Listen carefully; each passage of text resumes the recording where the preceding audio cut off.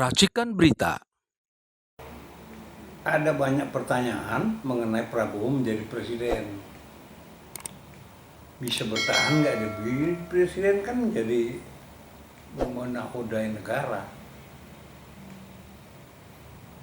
Nah, saya pikir untuk bertahan Prabowo itu setidaknya 30 tahun kan, itu harus menjadi Abu Sufyan. Nah, ini yang menarik. Abu Sufyan ini muncul di sejarah Islam Indonesia. Jadi pada waktu itu Abu Sufyan ini dikenal sebagai Golkarnya Muawiyah. Abu Sufyan. Dialah yang kemudian mengkudeta itu dulu, mengkudeta kekhalifahan itu. Kan ada 4 khalifah dulu kan, Umar, Utsman, Abu Bakar. Itu diubah menjadi kerajaan sama dia. Setelah itu diubah menjadi dinasti Muawiyah.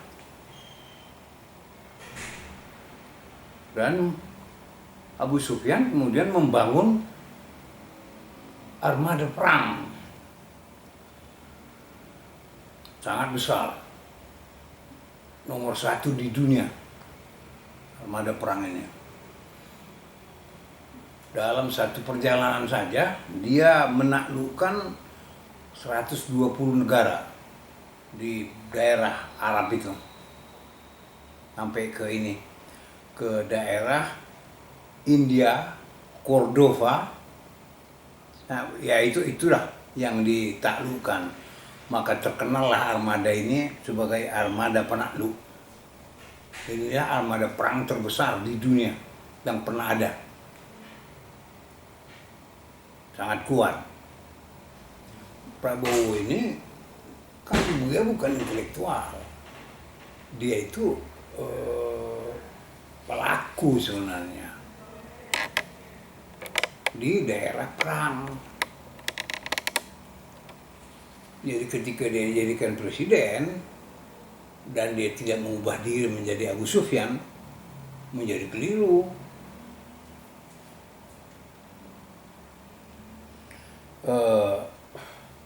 Misalnya negara mau diselenggarakan secara demokrasi. Demokrasi yang mana? Demokrasi yang kemarin itu kan sudah habis. Sudah demokrasi gagal itu kan. Kalau zamannya Bung Karno dulu, dia seorang konseptor. Jadi begitu ditanya mau kemana demokrasi Indonesia mau diselenggarakan, langsung Bung Karno bilang demokrasi terpimpin.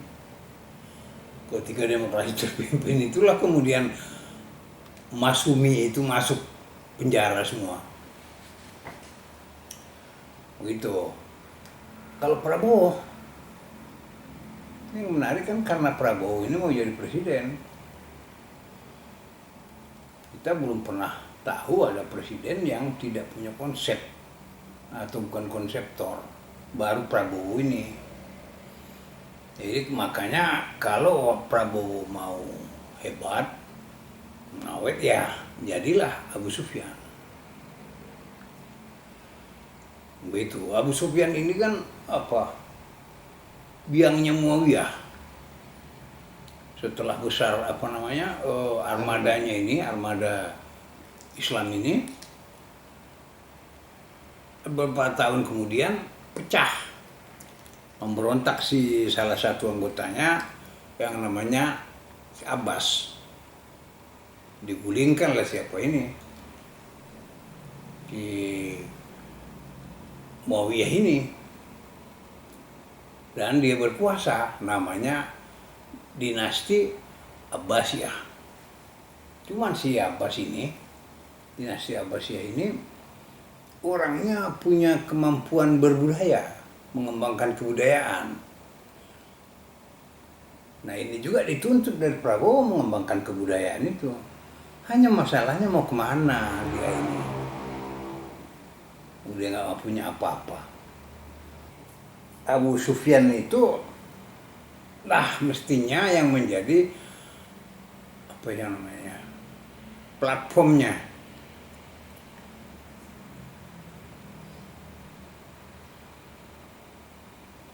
Kemudian tunggu dulu sampai dulu ke Abbasiyah. Abbasiyah itu semua mengembangkan ini, mengembangkan kebudayaan. Nah sejak Abbasiyah ini dia nggak apa, tidak konsen kepada perang.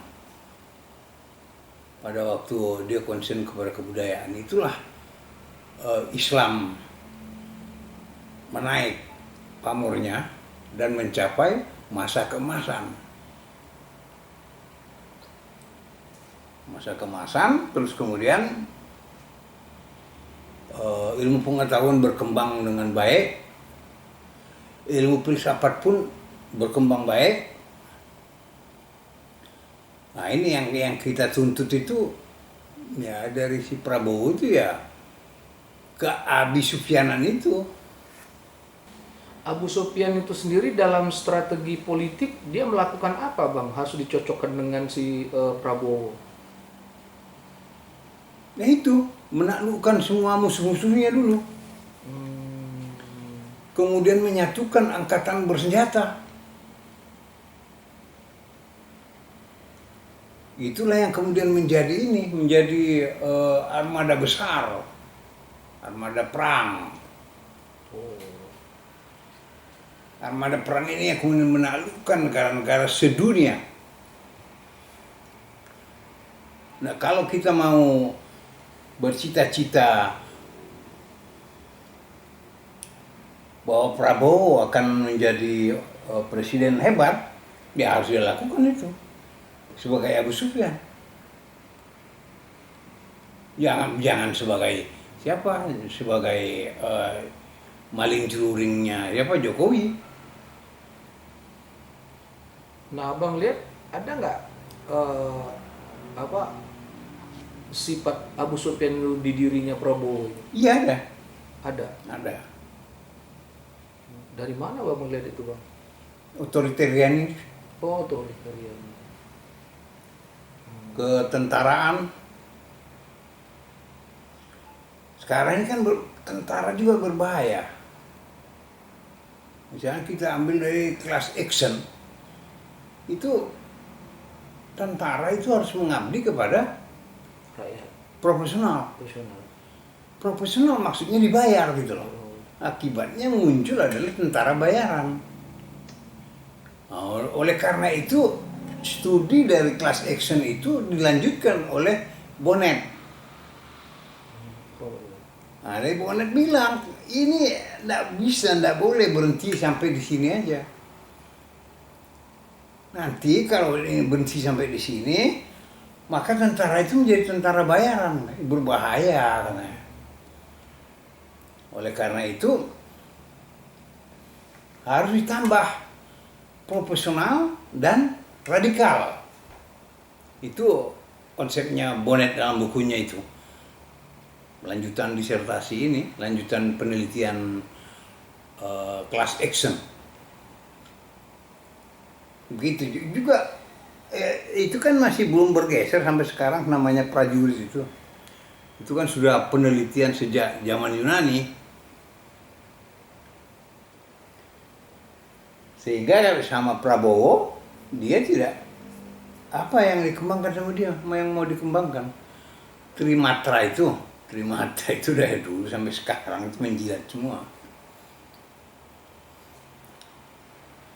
Ini juga perlu dipikirkan. Kalau Prabowo itu masih kita harap menjadi seorang tokoh besar nantinya yang memimpin Indonesia. Sifatnya jelek.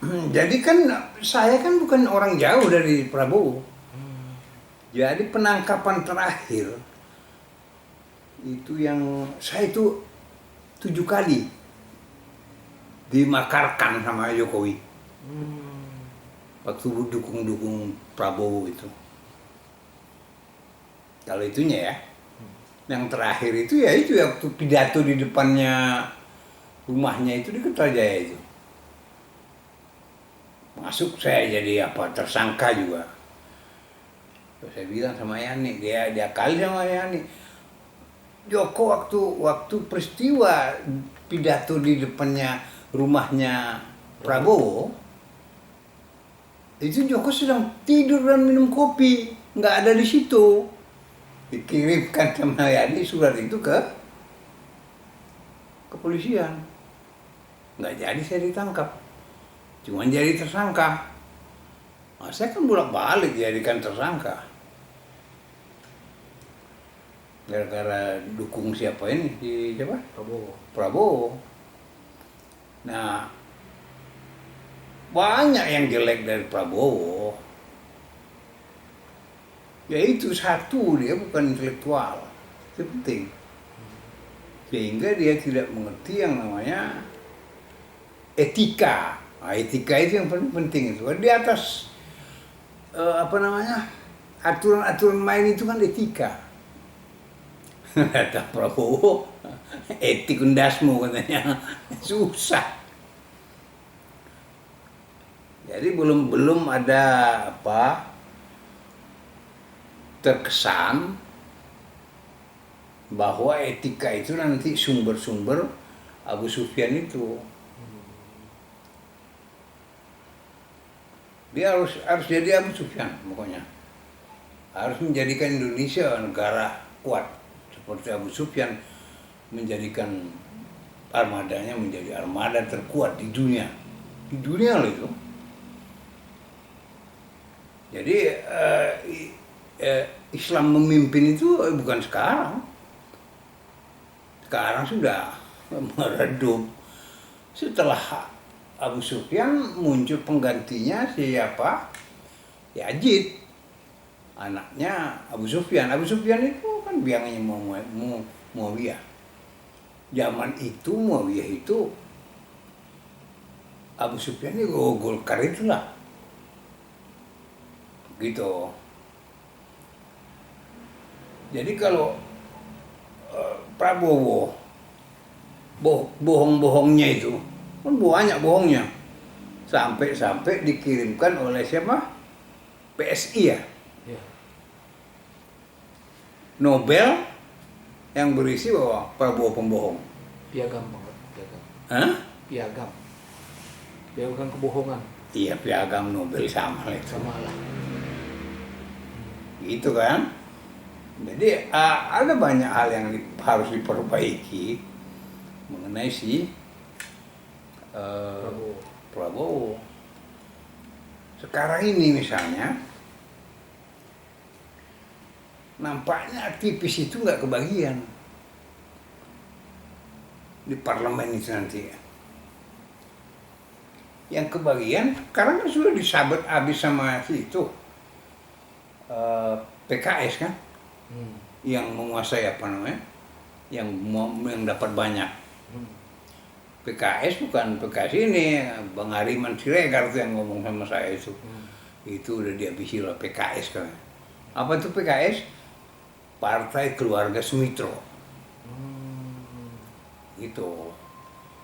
Sehingga Bang Hariman, gimana nanti aktivis-aktivis ini kalau nggak kebagian kan gitu. Ya kalau nggak adil ya turun lagi gitu ke jalan. Cukup jelas.